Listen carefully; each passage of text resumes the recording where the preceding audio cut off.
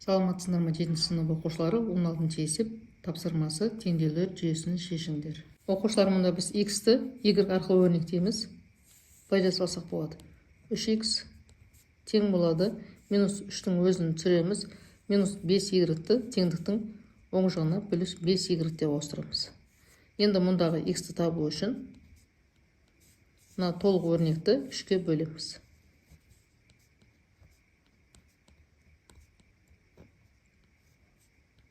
Енді мұндағы x-тің орнына мына өрнекті апарып қойсақ болады. 2-ден 1 дегенді 0,5 деп аламыз.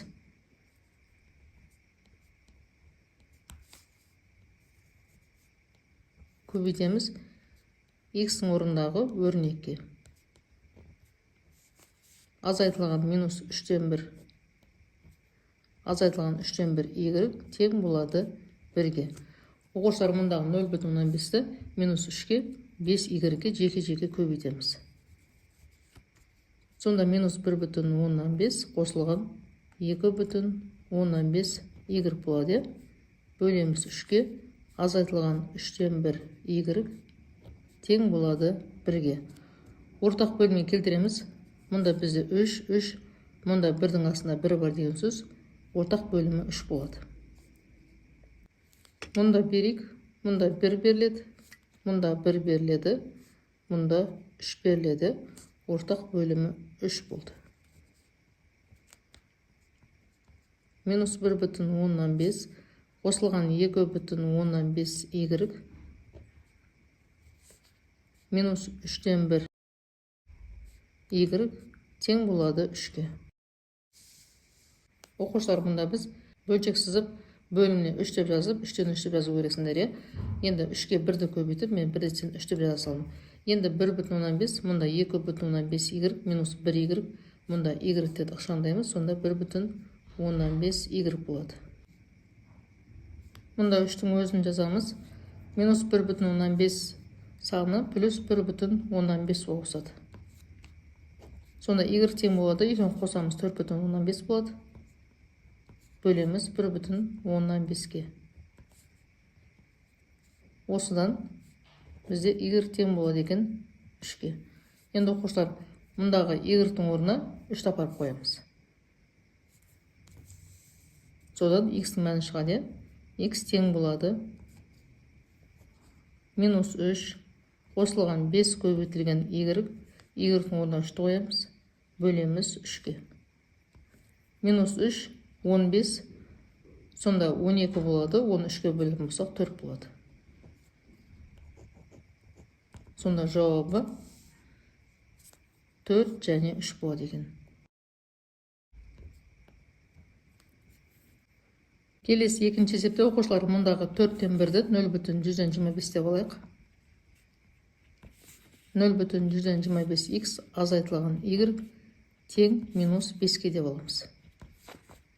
0,125x тең болады минус 5 қосылған y-ке. Енді оқушылар, мұндағы x-ті табу үшін мына өрнекті 0,125-ке бөлеміз.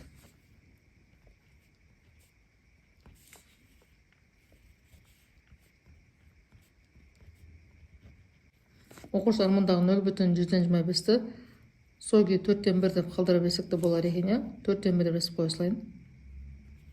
Қазір көбейткенге оңай болатындай етіпті. Мұндағы минус 5 қосылған y-тің астына 1 бар деген сөз, екеуі көбейтіліп, астына жазылады. Яғни бөліміне жазылады. Минус 5 қосылған y 4-ке көбейтіледі.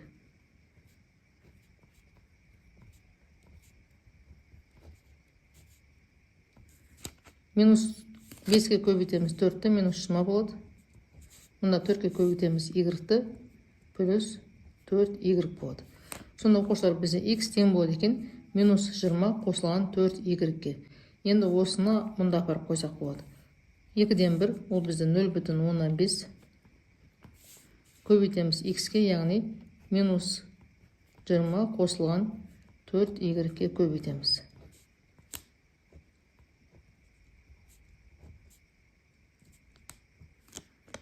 0,15-ке көбейтеміз минус 20-ны минус 10 болады.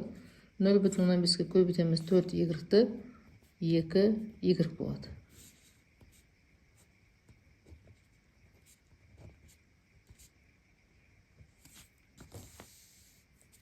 Енді оқушылар, мұнда біз 2 y-ті мұндағы бөлшектің бөліміне сәйкестендіріп 1,7-ден 7 деп алсақ болады. Мұндағы 7-ні 7-ге бөлеміз 1 болады. 1-ге қоссақ 2 болады. Мұнда y жазып қояйық. Тең 3 қосылған 10 деп аламыз. Мұнда бізде 1,7-ден 6 шығады. Тең болады 13-ке. Енді y-ті табу үшін 13-ті мына өрнекке бөлеміз. 13-ті бөлеміз. Мұндағы оқушылар араласқанда бұрыс бөлшек айналдырайық. 7-тен 1-ге көбейтеміз 7-ні, қосамыз 6-ны 13. Осыдан 13 деп аламыз да, көбейту деп алып, мұндағы 7 мен 13-тің алым мен бөлімінің орнын ауыстырып жазамыз. Сонда мұндағы 13 пен 13 қысқарады, 7-нің өзі қалады. Сонда y тең болады екен 7-ге. Енді осы 7-ні мұнда апарып x табамыз. X тең болады минус 20 қосылған 4 көбейтілген 7. Екеуінің көбейтіндісі 28 болады. Минус 20 плюс 28, сонда 8 болады. Жауабы 8-де 7. Оқушылар, мұндағы бөлшек санын құтылу үшін мұндағы 2-ге қысқаратындай етіп 2 көбейтеміз. Сонда 6x минус 4y тең 1 болады. Мұнда мінеке бөлшектің бөліміндегі 3-тен құтылу үшін 3-ге қысқаратындай етіп 3-ге көбейтеміз. Сонда 12y минус 3x тең болады 2-ге. Енді оқушылар, мұнда біз мұндағы 12y пен мұндағы минус 4y бірдей болатындай етіп 3-ге көбейтсек болады. Сонда мынандай шығады. Минус 4 көбейтеміз 3-ге, минус 12y болады. 6x көбейтеміз 3-ге, 18x болады. Тең болады. 1-ді көбейтеміз 3-ге, 3 болады. 12y минус 3x тең болады 2-ге. Енді осы 2 теңдеуді бір-біріне қосамыз. Мүшелер қосамыз. Минус 12y пен 12y 0 болып кетеді. Мұнда екеуінің таңбасы 2 түрлі азайтылады. Плюс 15x болады. Мұнда екеуінің таңбасы бірдей 5 болады. Сонда x тең болады 3-ге. Жоқ, 5 пен 15 қысқарып, 5-ті 15-ке бөлеміз ғой. Керісінше мен 15-ті 5-ке бөліп жүріппін. 1 бөлінген 3-ке тең болады. Сонда былай алсақ болады. 3-тен 1 деп алсақ болады. Енді мұндағы x-тің орнына 3-тен 1 апарып қойсақ болады. Сонда 4y минус x тең 3-тен 2 деген өрнекке x-тің орнына мынаны қоямыз. Сонда 4y азайтылған 3-тен 1 тең болады 3-тен 2-ге. 4y тең болады 3-тен 2 қосылған 3-тен 1-ге. Сонда тең болады. Бөлімдері бірдей болған кезде алымдары қосылады. Сонда 3-тен 3 болады. Тең болады 1-ге. Сонда y табу үшін 1-ді 4-ке бөлеміз. Сонда бізде x 3-тен 1, ал y 4-тен 1 болады екен. Жауабы 3-тен 1, 4-тен 1. Оқушылар, келесі 4-ші есепте y-тің x-ке қатынасы тең болады екен 0,175-ге, яғни оны біз бөлшек саны ретінде 3 бөлінген 4 деп алдық. Енді оқушылар, мұндағы 4-тен 3-тің астына 1 бар деген сөз. Y-ке көбейтеміз 1-ді, x-ке көбейтеміз 4-тен 3-ті. Сонда бізде y тең болады екен 4-тен 3 x-ке. Енді мұндағы y-тің орнына мына өрнекті апарып қояйық. 2x 3 көбейтілген